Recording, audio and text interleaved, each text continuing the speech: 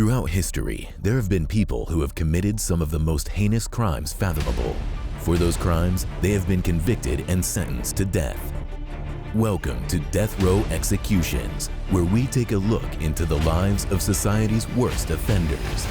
And now, your host, Air.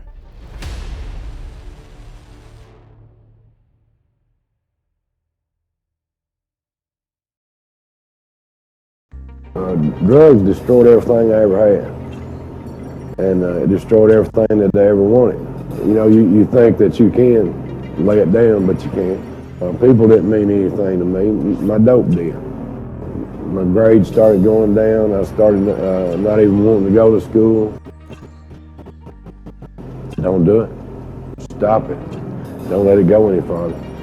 Think about your family. Think about your loved ones. It could happen to you. Hello everyone, today's video is on Harold McQueen, the first person executed in the state of Kentucky after executions were reinstated in 1976. To date, there have only been 2 more people executed in Kentucky since his death. Edward Lee Harper Jr. was the second man executed, and the third and last executed was Marco Allen Chapman. Harold McQueen was born on July 25, 1952. Growing up, he witnessed a lot and had no adult role models to look up to or to steer him in the right direction. In 1962, he started drinking for the first time, and no one around him told him to stop or that it wasn't okay for someone his age. My real dad, he stayed pretty well drunk, and he used to give it to me. I don't like the taste of it, but I like the feeling that it gave me. It's the kind of feeling you get when you don't care about anything, and you're in your own little world. Instead of his parents continuing to raise their son, they dumped their parental responsibilities off to Harold's grandparents. They were not strict and did nothing to control his behavior. By the time Harold started high school, he was completely dependent on alcohol and was unable to keep up with his schoolwork. His grades were extremely bad, and by senior year, instead of focusing on getting on the right track academically, he fell further behind because he started taking LSD, amphetamines, and cocaine. I was going to try to get myself straight and get away from the alcohol and the bad. I'd been put in jail a couple of times when I was a juvenile and for drinking and whatnot, and I wanted to try to get away from all that and kind of straighten my life out a little bit. When Harold turned 19, he attempted to finally change his life around and get guidance and instruction from the Army. He wanted to stay away from drinking and drugs, but it was too hard to do on his own. He enlisted in the Army, but like a lot of other killers I have talked about on this channel who joined the Army at around 19 during that time, Harold became addicted to heroin. I guess some of the good old days came back to me while I was in there. Like I said, I found some friends in there that they were doing it, and I guess if I wanted to hang with them, I'd have to do it too. So that's one thing, but when you are doing drugs and alcohol, you got 2 things, so I didn't accomplish nothing. It is unclear if Harold was discharged or not, but his time in the Army was short-lived. Upon leaving the Army, although still on drugs, he was able to get into a relationship, and the 2 eventually got married. His wife was unable to take Harold's behavior and drug use, so she left him soon after they married. When Harold became a single man again, he attempted to unalive himself. Harold was falling down a dark path and continued using drugs.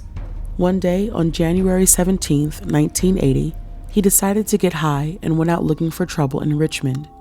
He knew he had no money, and he was going to rob a store to get what he needed. He enlisted the help of his 19-year-old half-brother, William Burnell, and William's girlfriend, Linda Rose. All 3 of them were not only drunk, but high on drugs.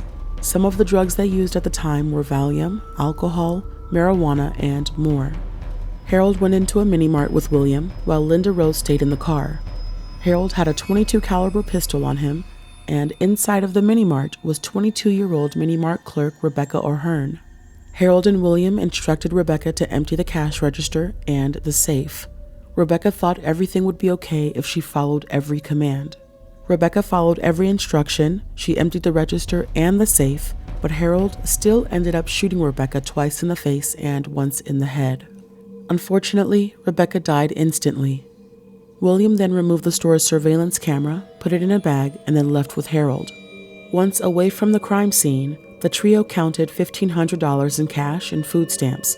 As for the camera they took, they dumped it into a nearby pond. Harold, William, and Linda Rose temporarily got away with murder. Fortunately, they were arrested soon after for unrelated theft charges.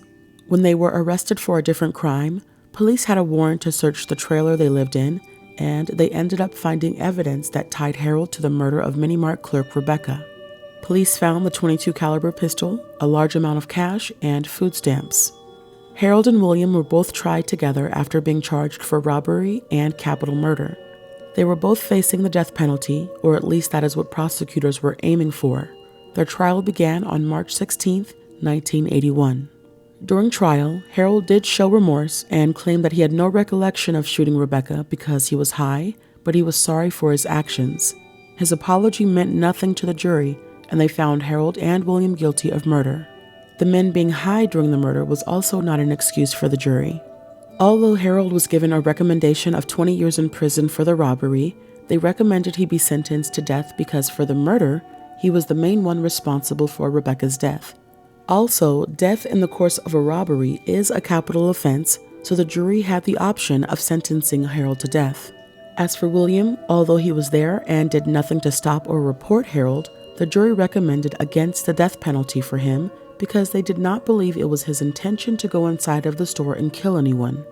He did, however, get sentenced to 2 20-year prison terms. William only served a fraction of his sentence, and he was paroled out in 1988 after only serving 7 years in prison. The judge agreed with the jury's recommendation, and Harold was sentenced to death. While on death row, Harold became a devout Catholic. He tried to appeal his sentence multiple times, but they were all unsuccessful. His lawyers tried claiming that his co-defendant received far better representation because William's father hired a great lawyer, while Harold had a court-appointed lawyer. Harold's new lawyers said that his trial attorney, Jerome Fish, was only given $1,000 to represent Harold, and it was an insufficient figure to allow an attorney to conduct adequate preparations for trial. Jerome even went on record after the sentence and said that although he represented Harold during trial, he never presented evidence of Harold's childhood, his alcoholism, or brain damage as mitigating evidence. There was proof that Harold suffered from frontal lobe brain damage, which stemmed from his drug use, but it was not presented during trial. After Harold exhausted his appeals with the Kentucky Supreme Court denying all appeals, and the U.S. Supreme Court refusing to even review his appeals, Governor Martha Lane Collins signed an executive order for his execution to be held on June 24, 1997. There was a last-minute stay of execution, and his new execution date was set for July 1, 1997. Knowing that he would not be saved from the chair, Harold decided to accept his fate, and he delivered a 19-minute video to the public titled, "It Could Happen to You." In this video, Harold talked about his life and encouraged people to stay on the right path because what happened to him could easily happen to any of us. He said that drugs were bad and would lead anyone down a dark path. Harold was set to die at the Kentucky State Pen in Eddyville. For his final statement, he said, "I'd like to apologize one more time to the O'Hearn family. I'd like to apologize to my family because they're victims as well. I'd like to thank everybody that sent me cards and letters and prayers. Everybody that sent me that, tell them to keep fighting the death penalty." Harold died at 12:07 a.m., and he was the last person electrocuted in Kentucky and the only one electrocuted in the state since 1976 when executions were reinstated.